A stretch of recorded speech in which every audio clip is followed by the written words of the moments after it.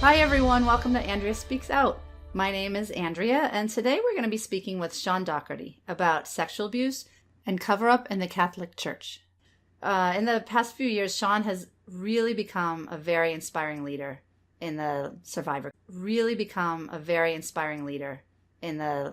community. I've been following his advocacy and his legislative efforts for a while now, and I cannot begin to tell you all how much of a difference he's making in the world. Actually, I want to play a short clip from this Facebook Live video that Shaun created recently, just to give you a sense of what I'm talking about. So just take a listen. Be disappointed about this news, but don't be discouraged. Think about what we have accomplished together across Pennsylvania, across the country, across the world. Who would have thought we would have gotten this? Such a true leader. So with that, I want to introduce Shaun Dougherty. Hi, Shaun. Hi, Andrea. How are you? Thanks for having me. I'm great, and I'm so glad you're here. I'm so glad that you're going to be able to share your experience and your wisdom and your fight with the listeners. We can't talk about this enough right now, I think. Well, thank you so much. I really appreciate that, and I look forward to this conversation. Thanks for having me. No, my pleasure. So I guess maybe where we could start, if it's all right with you, is if you could share a little bit about how old you were when you were first abused. I was in the fifth grade. Beginning at the fifth grade, I was 10 years old. So young.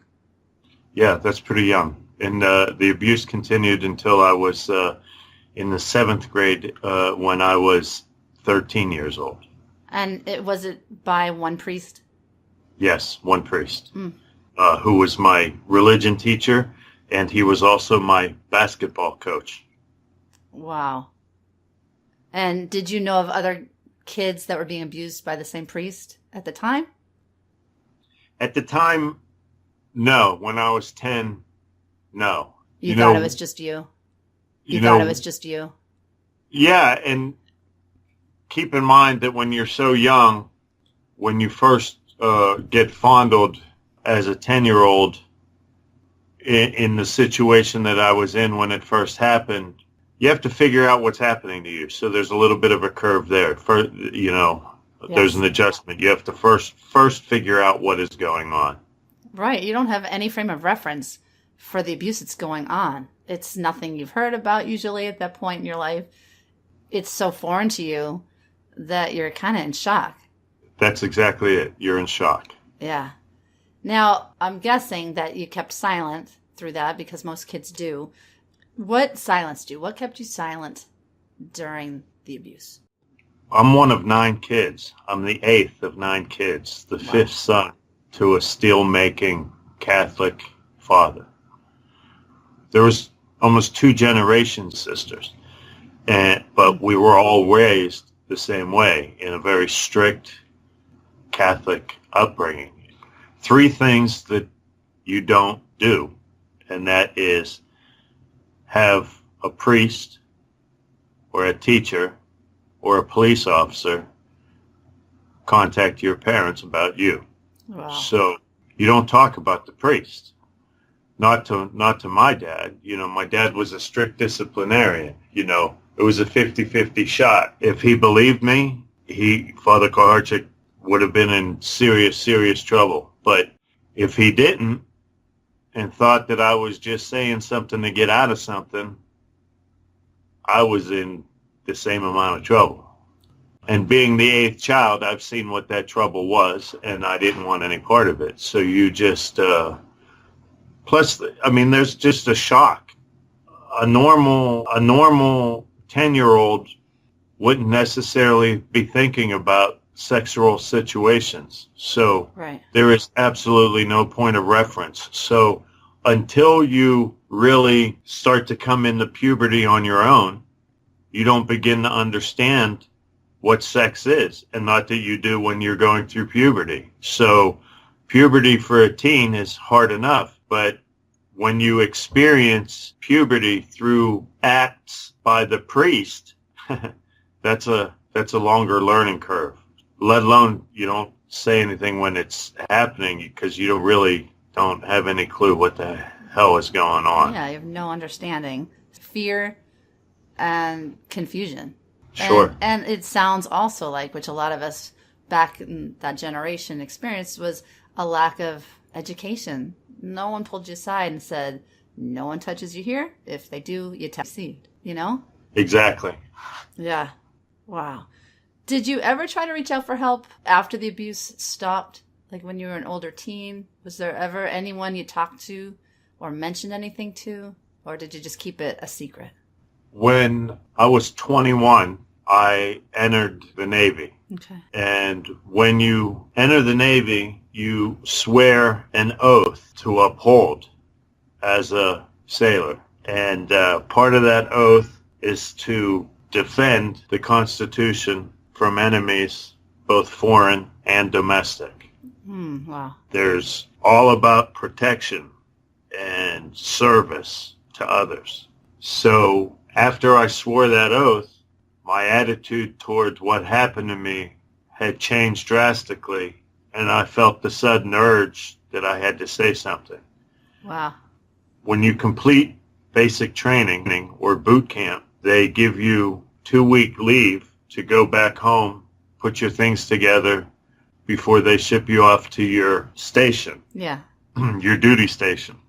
I got home from boot camp on Christmas Eve, and I told my parents Wow. that George Koharchuk was a child molester. Wow. What can I just ask you, what did you feel like in that moment? What did it feel like? What was going through your mind when you were telling them? Was it matter of fact? Were you afraid? Were you worried? When I told him, it was matter of fact, but what was on my mind leading in was, this is the guy they bowled with every Thursday night in the church league. At that moment when you were 21, they were still bowling with him? No, he got transferred in my 8th grade year. Oh, wow. But growing up, they were bowling, so they were tight with him. Growing up, they were bowling, so they were tight with him. They were very tight, and my mom still sent him Christmas cards and saw him periodically. He was still in service within the diocese. Wow. So I knew that it was going to affect them. But surprising to me, it was too difficult for them to believe, so they didn't believe it. I know I'm supposed to say something right here, but I'm just mad. In my parents' defense, my dad passed in 2014, but my mom is still alive, and we talk about this regularly.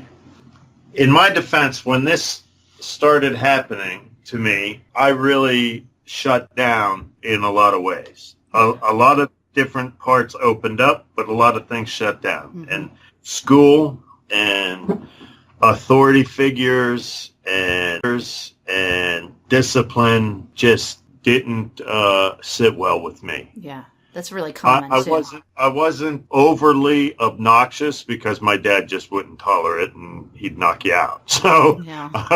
I wasn't obnoxious. But I stopped performing in school.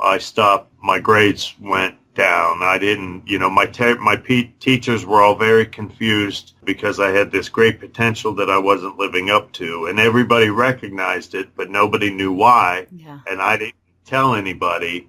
And I got myself into a lot of trouble that way. And when I would get myself into trouble, I was very good at talking my way out of trouble. Yeah. I would, say anything to appease anybody that I thought what they wanted to hear. So in my parents' defense, it was probably easier not to believe me. At 12, I received a phone call from my mother who was crying and said that she owes me a deep apology. Wow. Father Koharchuk's picture is on the front page of the Johnstown Tribune Democrat, and you're right, he is a child molester. I owe you an apology. I'm sorry. Wow. So yeah, it's been quite a journey. Yeah, what a ride. And to at least get that validation at some point, there's a lot of people that don't ever receive it from their parents saying, I believe you. And it was later than you needed. But I'm glad that you received it.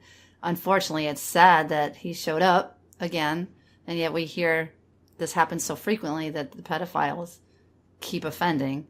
And you mentioned in 8th grade he got transferred. Do you have any understanding of why? Was it any further any allegations at the point or anything, or do you know anything about that?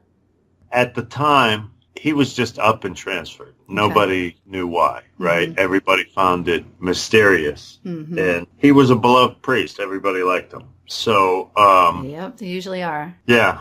And I wondered if he was, because by the time I was in 8th grade, you knew who his favorites were. You could tell I was a wise kid, a very wise kid by that point. I never knew. Everybody was angry. However, since the report has come out, the Altoona Johnstown grand jury report, I have learned from other victims of Father Karchik, people that I grew up with, that he in fact was transferred for abusing 2 brothers. I can't go further than that with That's okay. the story, but okay. I know that the diocese transferred him. And on top of that, me and a few friends were permitted to go into the rectory into his room and pack his belongings. Wow. And then we were permitted to go to the new parish and spend the night at the rectory with him. Oh my gosh. Yeah. And while we were packing his room, he was called out of his room, and he was out for quite a little bit, and we continued to do what we were doing, which was pack the bookshelf. And the top bookshelf in it were books on male genitalia, like medical books, journals and things, all on male genitalia. You know, looking back as an adult, I'm convinced, and having some comparisons with another victim of his and sharing similar experiences, I'm convinced that he was enamored and very interested in male genitalia, and he wanted to know, this is my theory, he wanted to know the exact time we were sexually mature. Wow. It's just, I just keep saying, wow. I know I should have more advanced sentences than this at this point. And I've heard about this, I've studied this, I've talked with so many survivors, and I'm always blown away at every facet and every phase of the abuse cycle. And that he is a known predator, and that you got that insight, seeing those books and learning that depth of his pathology. I can't even imagine what that was like as a kid for you in 8th grade to see that, and to know, for the church to knowingly pass him along to another parish where they're just aiding and abetting in a crime. And this happens all over the country and all over the world. And I'm just so sorry you went through this. I really am. And I'm so thankful that we have your voice to try and enact some change, you know? Well, I really appreciate that. You know, it is quite remarkable. If you really pause and absorb the enormity of what the Attorney General's report has laid out, that they were able to do this border to border in Pennsylvania, is quite remarkable to me at the sheer power that they hold. Yeah. And can you just share a little bit about that report for listeners who aren't familiar with it? Yeah. In 2012, when my priest was released from ministry from the Altoona Johnstown Diocese, the article in the paper, the district attorney for Cambria County had knowledge of his release, but didn't have any victims. The victims went to the bishop, and the bishop released them. So she knew that crimes had been committed, and she knew that who committed them, but she didn't have any real proof of anything. She didn't have any victims. And she put out a request for people to come forward. And I called a longtime friend of mine who I hadn't spoken to in a while.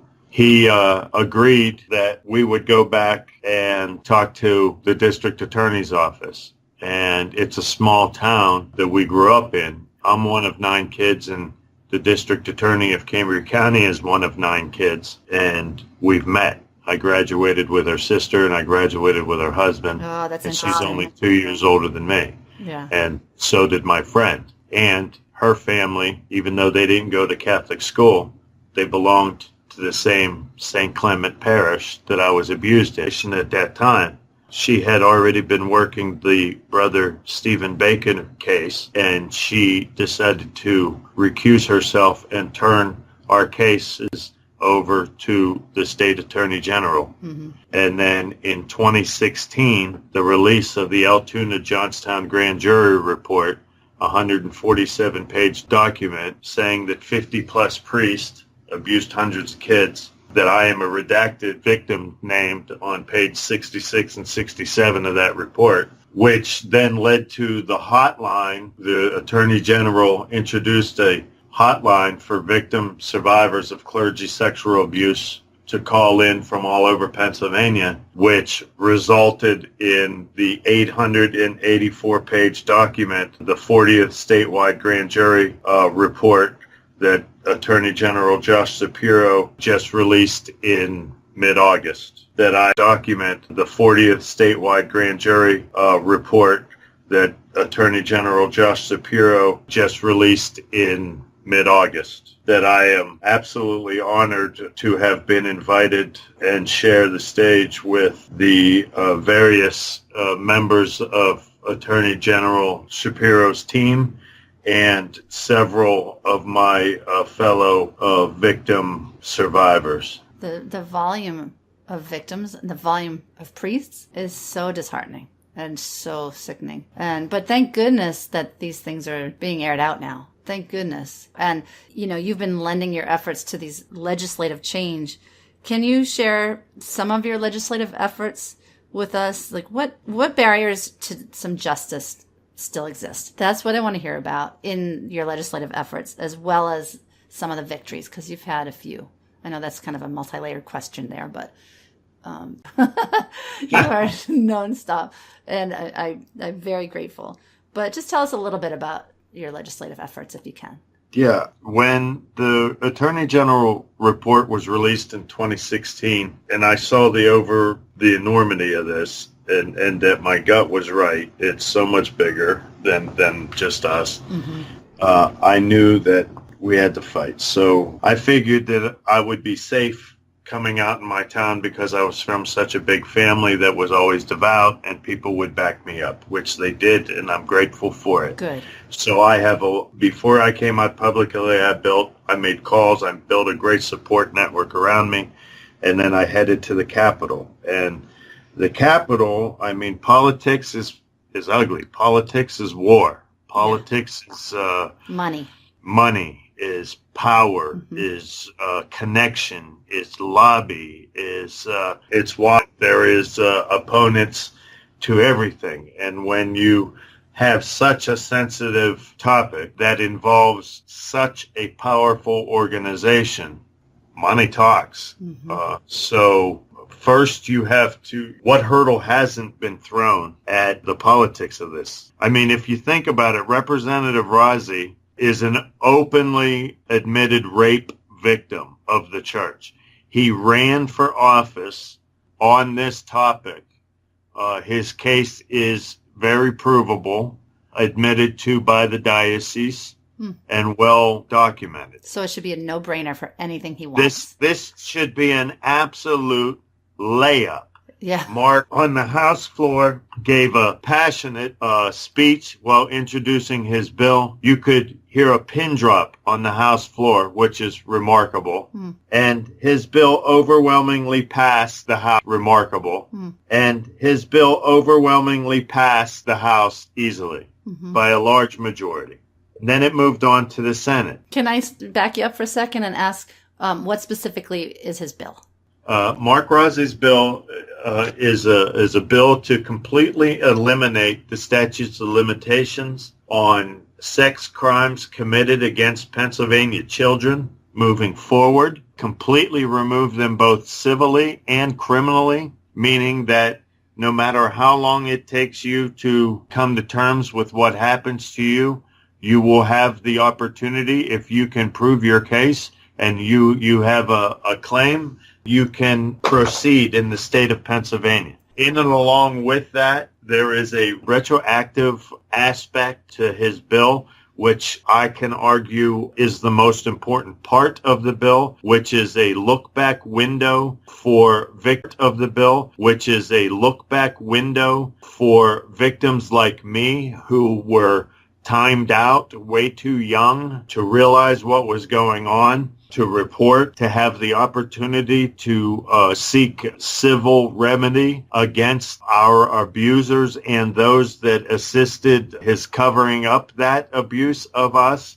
which if that part passes the retroactive window, these guys don't stop. It's proven that they don't time out like that's said. And if we just eliminate them moving forward, and these guys are actively molesting kids, we have reports, credited reports, that say the average people don't come out until well into their 40s and sometimes 50s years old. Absolutely. So there is nothing to eliminating the statutes other than it's not good to do because there's no statutes in doing it. However, why offer that look-back window? Because if there are people out there like me that have a priest that isn't named in the report, or a troop leader, or a coach, or a teacher, or a parent, or a grandparent that is still actively abusing kids, and that parent, grandparent, coach, teacher, whatever,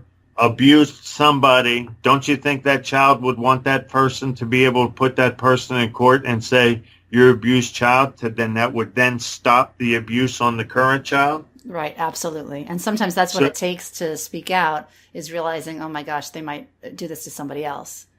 Absolutely. Sometimes people wait until they realize that part. Yeah. At the time of my abuse, the current statute, now, we have a report from the state attorney general, of which I am a redacted name from, showing absolute district attorney's office in the 1980s and 90s and the Diocese of Altoona, Johnstown, to diffuse the issue of childhood sexual abuse. And I had 2 years beyond the completion of my abuse to file civilly, and I had 4 years to file criminally. That's it? So once the abuse stopped, how old were you when it stopped? I was 13. So I had to say something by 15 years old. Civil suit. And 15 and 17. 15 years old. And 17 for a criminal suit. And who's ready at that age to go forward? I was not old enough to drive a car in Pennsylvania yet, and I was still in high school at Bishop McCourt High School at 15 years old. And although I wasn't abused in high school, I was well aware of who was abusing, who were most likely abusers. And ironically, in that Altoona Johnstown report, I've never really sat down and done the math, but at first glance, I would roughly estimate that 60+% of the priests that were in my life from baptism to high school graduation were named in that Altoona Johnstown report. Oh my gosh. And sadly, we know that Pennsylvania is not unique. This is happening in so many places. I'm getting messages since I have been given such a big platform to speak.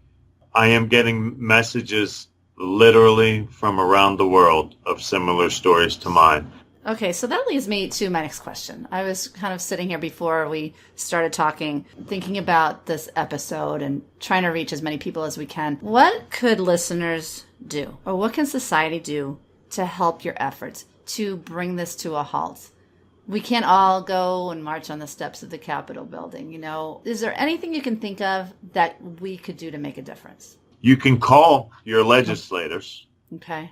You can call your legislators. Okay.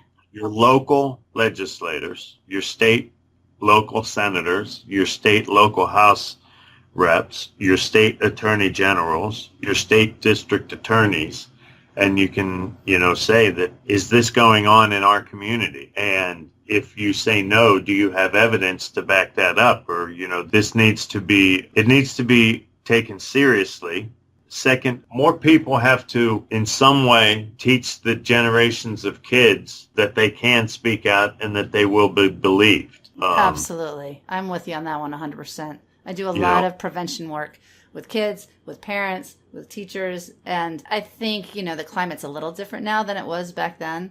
But a lot of times parents still don't really, they need a little bit more guidance sometimes on just how to empower our children with these tools. And in my second episode, I talked with Cherie Ben-Joseph from KidSafe about just specifics to have this powerful voice to speak up, and that they will give them the message they will be believed. And that comes from the parents. It's not just, we can't just place the responsibility of not being abused on our children. And a lot of times victims get blamed so much, and the adults have to be the first line of defense, and we really can arm the children. And, you didn't get that message. What I would say is, if you think about it, to parishioners of the Catholic Church, to society in general, we are indeed victims. I think we're beyond the part where people believe that we're just after money. We are indeed victims suffering through life, trying to figure out how to survive these demons. Yeah. Why are the victims burdened with being the victim and being burdened with being the reformer as well? Right. Oh, such a good question. Yeah. I mean, those are two very heavy loads to carry. The church hierarchy and the priests and the bishops and the cardinals are accountable, and they should be held accountable and questioned by the parishioners. We are taught in Catholicism of tough love. Forgiveness is absolutely possible and regularly obtained within Catholicism. You have to confess your sins heartfully and receive a penance and work your penance and work on moving forward to better yourself to not commit that sin over and over and over. Yeah. And if you want to be faithful, as a faithful Catholic, not me, I'm saying people that are faithful, that's what they're waiting to see from the church hierarchy, and we're just not seeing it. It's a constant fight, because they just don't want to reveal what they need to reveal for the community to heal. And just what I would just continue to say, constantly stay at them. The only way that I've been successful at this is through tenacity. Yes. My mom, I've been like this my whole life. My mom I used to wear her out. If I wanted something, and I just kept working until I got the answer I needed. Thank God thank God that's your quality. Thank goodness. I mean, your mom might disagree, but that's what you need when you are fighting for reform and for true change and for justice. That's it. The squeaky wheel. My mom used to always tell us as kids, the squeaky wheel gets the oil first. Yeah, absolutely. You just said something that made me think. I'm going to ask you this question, if you're comfortable answering it. Christmas is coming. I just am wondering if you celebrate it now differently from how you may have in the past. How has your abuse, the cover-up, the legislative battles, how has that impacted your faith? I don't know that I ever really truly had a faith. I mean, this happened to me at such a young age that, you go through the routine. I mean, when you're a child, do you really understand First Holy Communion and what that all means? I mean, that is something that I'm sure a relationship with the Eucharist that develops throughout your entire life. So I don't know that I ever truly had a faith. Mine is more of a hope that there's something else.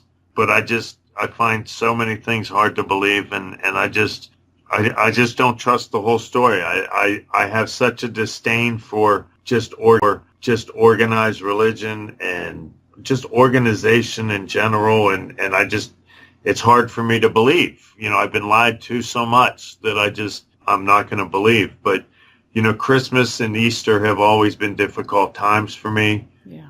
This Christmas is I'm finding it a little more difficult just because of the sheer scope and enormity, and I think the complete letdown that the church still hasn't come to the table or come to the plate yet. Yeah. But I'm also finding that this year I'm getting reached out to by more victims earlier in the season than in years past, if that makes sense, which shows that they are feeling the pressure of the holidays earlier this year as well.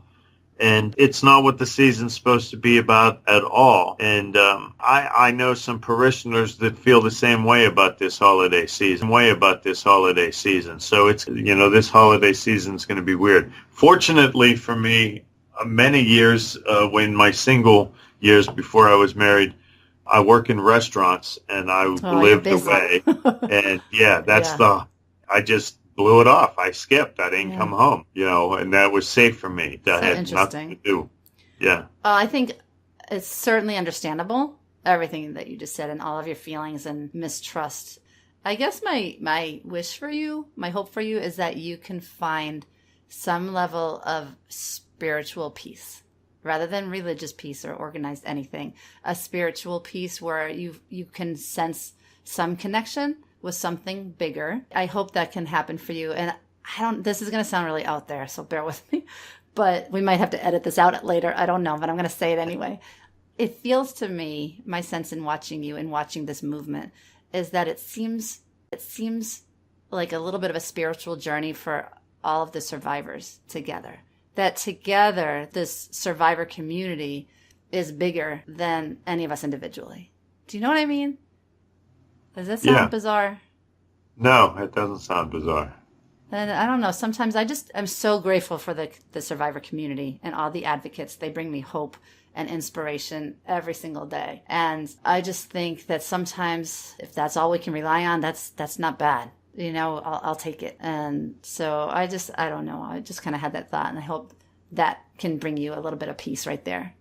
That one thing that I am absolutely grateful for this holiday season is that survivor community. Yeah. We, years past, a crappy Christmas was a crappy Christmas, yours and yours alone. You had to put on the fake false face when you had to, and you had to just suffer alone in silence when you were, and find that space that you needed over the holidays to deflect all the other stuff. But now we have such a wonderful community of survivors and this amazing tool of social media that 24/7, unfortunately for us, this is a world epidemic, and 24/7, no matter whether you're able to sleep or you're not able to sleep or wherever you are in the world, you can get onto this social media sphere and be connected to somebody that knows exactly what you need to hear, exactly when you need to hear it. You're so right. And exactly how you need to hear it within a nanosecond, which just gives you that little bit of security blanket that, oh yeah, I'm not here alone. You're not alone. Like fun to watch your favorite sports team win their championship when you're at home in your TV by yourself? Or is it more fun when you're in a house full of friends watching it together, cheering, chips flying in the air, drinks spilling on the ground, screaming? You can hear the whole neighborhood.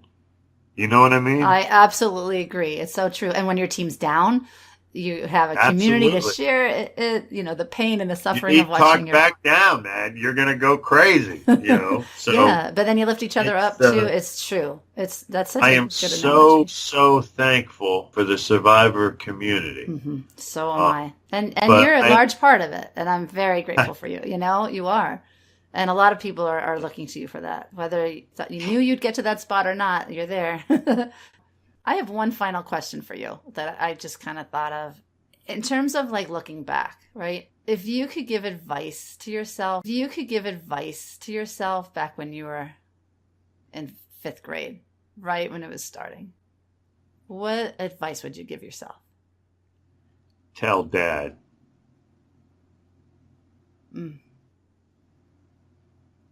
That's so strong. That's so clear. Just tell him. Just tell. Yeah. Just tell somebody. Just tell somebody this isn't right.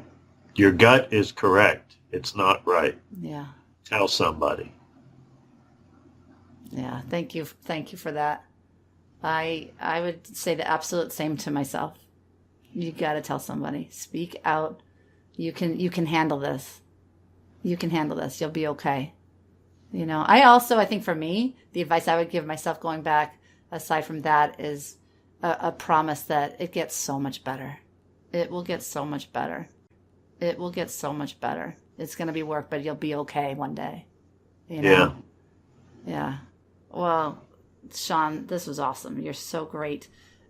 Now is the time in our episode where we have finally named joke telling time to lighten the mood because it's so intense, you know, and also just humor and laughter helps so much. So do you have some of the anything best comedy clean? comes from the darkest of places? Oh, so true. How many comedians talk about that too? Do you have any clean jokes you can share? Our listeners. I've been thinking about it since you sent me the email, and I don't. I keep in mind, I am a former United States sailor. Oh my gosh, you're right. And what was I thinking? Lifelong restaurateur and nightclub owner. I don't have children. I have no clean jokes. You don't have any dad jokes then at all. None. Maybe if some listeners might thank me for that. Then. I mean, they might thank you. Like, oh God, no, because I've just been relentless with my bad. They're practically, dad jokes. All right, well, I'm gonna do it. I'm gonna share mine. All right. You ready? Yep. Okay. This is so stupid. Okay, you ready? What do you call a droid that takes the long way around? What do you call a droid? I don't know. What do you call a droid that takes the long way around? R2 detour. Okay, that's a pity laugh right there. They could be in Pennsylvania. That's the Pennsylvania one. Oh, you're right. I didn't even put that together. That's like the way that's how the detours in Pennsylvania feel. Oh my gosh, it's the droid church. Oh, that's funny. Okay, see now it's funnier. All right. I can't thank you enough, Shaun. I can't thank enough for your time, for your courage, for your honesty, and just for your relentless pursuit of justice for victims, for survivors. Just you, my friend, rock. I really appreciate it, Andrea. And I really appreciate the invitation to come on. I'm happy to share this. If just one person that hears this, that has something going on, speaks out and gets it to stop, this is all for a purpose. Absolutely. That was the whole reason I wanted to start speaking out initially on this podcast, is to just bring some hope and healing and prevention. So you're great. Thank you so much. Thank you. If anybody has reactions to this episode or has some comments or suggestions, you can contact me at andreaspeaksout.com. I'd love to hear from you. Please share any of these episodes with people you think may benefit from listening. And remember, you can subscribe to the Andrea Speaks Out podcast on iTunes and Stitcher and SoundCloud. And just thank you and bring light into the world, okay? Take care.